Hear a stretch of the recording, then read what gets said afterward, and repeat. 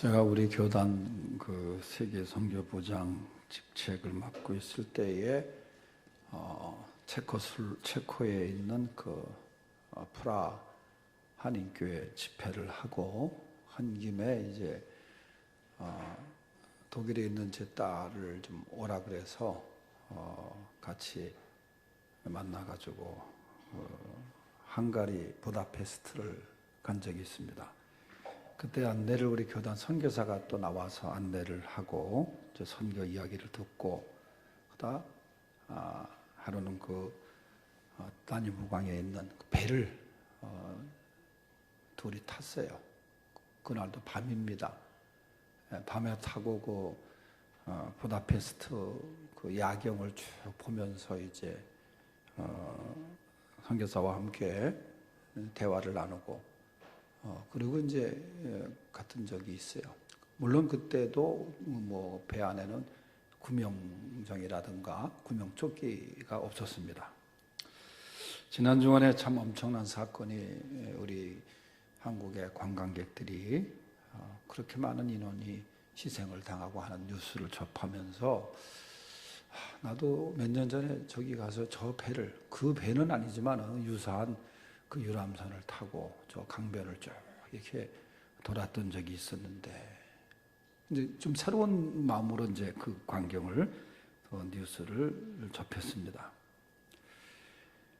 어떤 사람은 그 여행 코스에 없는데 여행사에서 이런 코스에 인원이 좀 차야 떠날 수 있으니까 갔으면 좋겠다. 그래서 원래 계획되지 않는 목적지인 그곳을 찾았다가 이번에 희생을 당하기도 하고 또 난생 처음 해외여행에 자녀들의 그 효도관광역에서 갔던 분들도 또 거기에 그렇게 희생당하고 참 여러 가지 사연들이 참 우리의 마음을 아프게 하고 있습니다. 더군다나 그 강수위가 이 많은 비가 내려서 높아지면서 이 수색 작업 그것도 제대로 하지 못하는 가운데 있어요.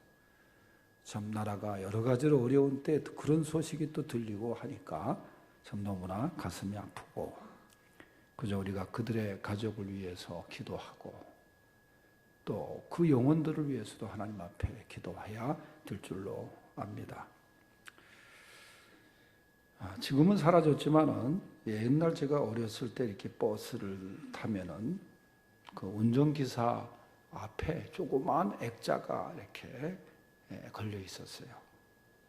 그 액자가 외국 아이인데, 근데 거기에 보면은 오늘도 무사히 이제 그런 글자가 이렇게 써 있습니다.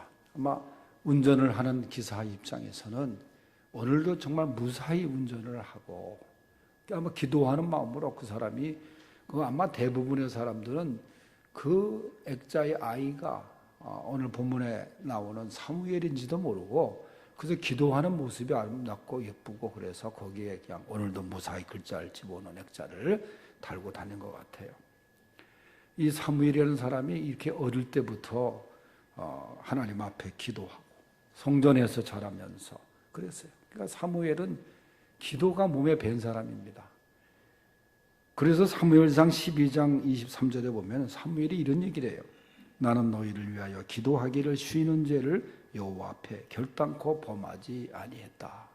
그러니까 사무엘이 기도하다가 쉬면은 죄냐 하는 그 이제 질문을 하게 되는데 이게 무슨 죄가 되느냐 할 수 있어요. 그러나 이 말의 의미는 하나님께 기도를 하지 않는 것은 하나님의 도우심을 받지 않고도 내 힘으로 살 수 있다. 그런 의미를 담고 있는 말씀입니다. 그러니까 하나님의 그 도우심, 그게 중요하다는 거죠. 우리가 잘 아는 대로 이 사무엘의 기도의 모습은 어머니 한나의 기도로 영향을 받지 않았나 생각이 돼요. 이 사무엘상 읽어보면은 한나라는 여인이 정말 아이를 낳지 못해서 얼마나 서러움을 당했습니까? 그래서 그가 성전에서 열심히 기도했어요. 그래서 얻은 아들이 사무엘입니다. 사무엘의 이름의 뜻이 여호와께 그를 구하였다 그런 뜻이에요. 그리고 어머니가 열심히 기도하고 그 모습을 이제 이어받은 이 사무엘이 그렇게 열심히 기도했다는 거예요. 그리고 어머니 한나는 하나님 앞에 서운한 대로 사무엘을 성전에서 자라도록 섬기게 했습니다. 그래서 사무엘상 2장 26절에 보면은 아이 사무엘이 점점 자라매 여호와와 사람에게 은총을 더욱 받더라, 그렇게 말했어요. 그러니까 아이 사무엘이, 어린 사무엘이 하나님과 사람들에게 은총을 받았다. 이 말은 다른 성경에는 더욱 사랑을 받았다, 그런 거예요. 하나님께 사랑받고 사람에게 사랑받으면 얼마나 귀한 일이에요.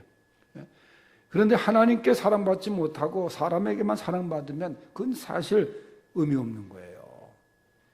예수님도 누가복음 2장 52절에 보면은 어린 시절의 이야기가 나오는데, 예수는 지혜와 키가 자라가며 하나님과 사람에게 더욱 사랑스러워 가시더라. 이게 균형 잡힌 삶의 모습이거든요. 예수님은 정신적으로 건강하게, 지혜롭게, 육체적으로도 키가 잘 자라고, 그리고 하나님과 사람에게 사랑을 받으면서 자라셨다. 여러분의 자녀들이 이러한 은혜가 있기를 바랍니다. 오늘 우리가 읽은 본문은 이런 사무엘의 성장하는 과정에서 하나님의 은혜가 어떠했는지, 사무엘이 자랄 때, 그래서 말씀의 제목입니다.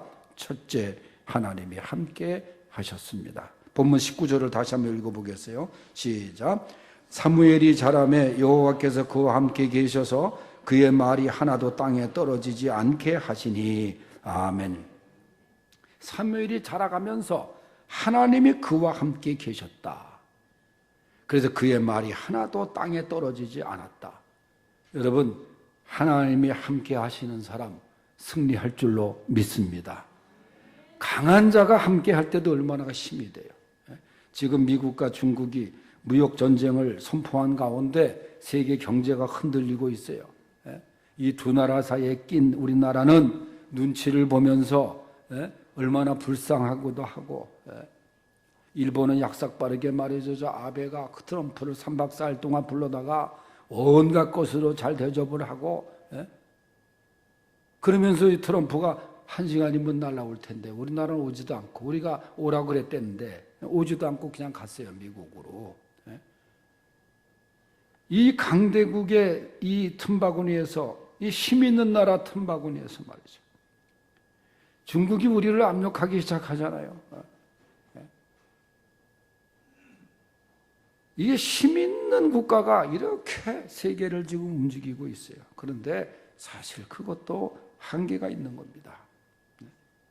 하나님이 함께 하시는 힘, 그게 진정한 힘인 것입니다. 사무엘상 17장에 보면은 이스라엘이 블레셋의 침공으로 어려움을 당하죠. 그때 블레셋에는 골리앗이라는 거대한 장수가 이스라엘을 위협합니다. 어린 다윗이 나타나죠. 골리앗을 대적하는데, 그때 다윗이 골리앗을 향하여 뛰어가면서 한 얘기가 사무엘상 17장 45절에 나와요. 너는 칼과 창과 단창으로 내게 오거니와 나는 만군의 여호와의 이름 곧 네가 모욕하는 이스라엘 군대의 하나님의 이름으로 네게 나아가노라. 세상의 싸움은 칼과 창과 단창으로 할지 모르지만은 다윗은 만군의 여호와의 힘으로 나간다. 그리고 전쟁은 하나님께 속한 것이니라. 그래서 골리앗을 죽이지 않습니까? 다윗과 함께 하신 하나님, 그런 블레셋과의 전쟁에서 승리를 하셨고, 그 함께 하신 하나님의 은혜를 그의 생애를 통해서 얼마나 많이 경험했는지 몰라요. 그 유명한 시편 23편의 말씀이 뭐예요? 내가 거대한 왕국을 지배하고 내가 영적, 좋은 문학적인, 음악적인 그런 소질을 지니고 넓은 영토를 차지하고 그랬기 때문에 나는 부족함이 없는 것이 아니라 여호와가 나의 목자이시니 나는 부족함이 없도다. 그거예요. 하나님이 나의 힘이 되실 때 나는 이기는 거예요. 부족함이 없는 거예요. 그러므로 하나님이 함께 하시는 사람, 대적할 자가 없는 것입니다. 마르틴 루터가 종교 개혁을 하면서 부른 찬송가 가사에 이런 게 나와요. 내 힘만 의지할 때는 패할 수밖에 없도다. 힘 있는 장수 나와서 날 대신하여 싸우네. 이 장수 누군가? 주 예수 그리스도 만군의 주로다. 당할 자 누구랴? 반드시 이기리로다. 마태복음 28장 20절에 주님이 우리에게 주신 말씀이 뭡니까? 볼지어다 내가 세상 끝날까지 너희와 항상 함께 있으리라. 사무엘과 함께 하셨던 하나님, 다윗과 함께 하셨던 하나님, 우리와 함께 하시는 하나님이신 줄 믿으시기 바랍니다. 두 번째, 사무엘이 자라매 하나님이 그를 세우셨습니다. 20절을 읽어보겠어요. 시작. 단에서부터 브엘세바까지의 온 이스라엘의 사무엘은 여호와의 선지자로 세우심을 입은 줄을 알았더라. 아멘. 여기서 말하는 단에서 브엘세바는 이스라엘 북쪽과 남쪽을 말하는 거예요. 다시 말해서 온 이스라엘, 하나님이 사무엘을 선지자로 세우셨는데 그것을 모든 이스라엘이 알았다는 거예요. 여러분, 세우신 것은 사람이 아니었습니다. 백성들이 아닙니다. 사무엘을 선지자로 세운 분은 하나님이셨어요. 그런데 엘리의 집, 사무엘의 전임 엘리의 집은 불행하게도 하나님의 버림을 받고 그 집안이 얼마나 어려움을 당했습니까? 하나님이 버리시면은 정말 불행한 거예요. 가장 불행한 거예요. 그래서 우리가 항상 부르는 찬송가, 주 떠나가시면 내 생명 헛된 거예요. 주님이 함께 하셔야, 하나님이 함께 하셔야 되는 거 아니겠어요?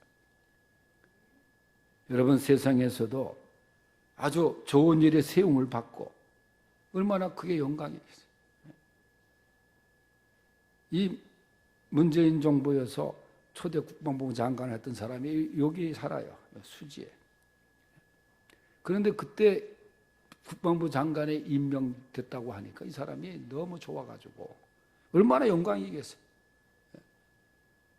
그래서 청와대에 가는데 자기 차를 몰고 가다가 버스 전용 차선으로 간 거예요. 그냥 너무 좋으니까. 그러니까 그거는 그렇게 가야 빨리 가니까 빨리 가야 된다고. 그래서 그게 신문에 나왔잖아요. 그래도 법을 지켜야지 어떻게 자기 차를 몰고 글로 갈 수 있느냐. 좋으니까. 자기 장관을 불러주니까 얼마나 좋아요. 그러다 결국은 문제가 많고 그래가지고 물러났습니다마는 여러분, 세상에서도 이렇게 세움을 받고 하면 얼마나 좋아요. 그러나 만왕의 왕, 역사를 주관하시고 생사화복을 주관하시는 하나님께서 세우신 세움 받은 사람, 이 얼마나 영광스럽고 귀한 일이고 감사한 일입니까? 우리 하나님이 우리를 세워주신 거예요.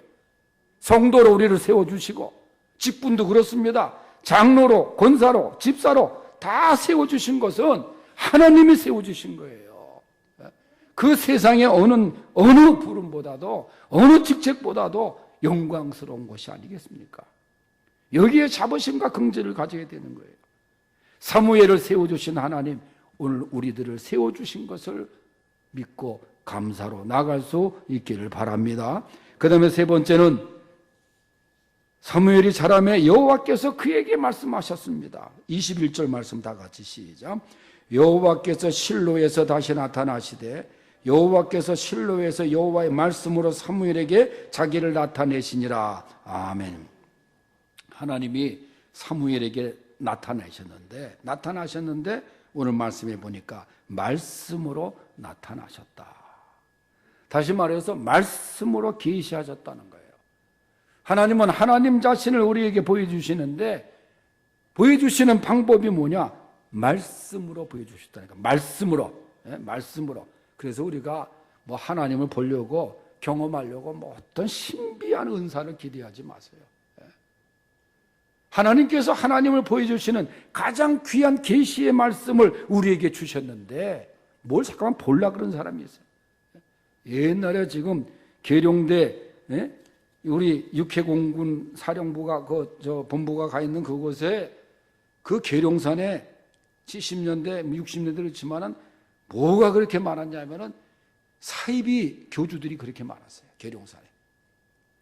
그래서 그것만 연구하던 사람이 있었는데 그 사람 그 책을 보니까 그 계룡산 어느 암자에 갔더니 암자 위에다가 그 텔레비전 안테나를 세웠더래. 그래서 텔레비전 안테나를 세워가지고 그 선을 연결해가 자기 몸에다 감았대요. 그래서 이걸 왜 감았냐 그랬더니 하는 얘기가 직통 계시를 받으려고 이 하늘로부터, 하나님으로부터. 그래서 계시를 받는다는 거예요. 내가 생각할 때는 번개 치면 통닭이 안 되게 다행이지, 그 번개 치면 바로 그건 탈 수밖에 없는 건데, 그렇게 해서 계시가 임하는 게 아니에요. 뭐 하나님의 음성을 들었다, 그죠? 하나님께서 우리에게 주시는 가장 귀한 말씀이 있잖아요. 우리에게 들려주시는 말씀이 있잖아요. 어제나 오늘이나 영원토록 변함없는 이 계시의 말씀 우리에게 주셨잖아요.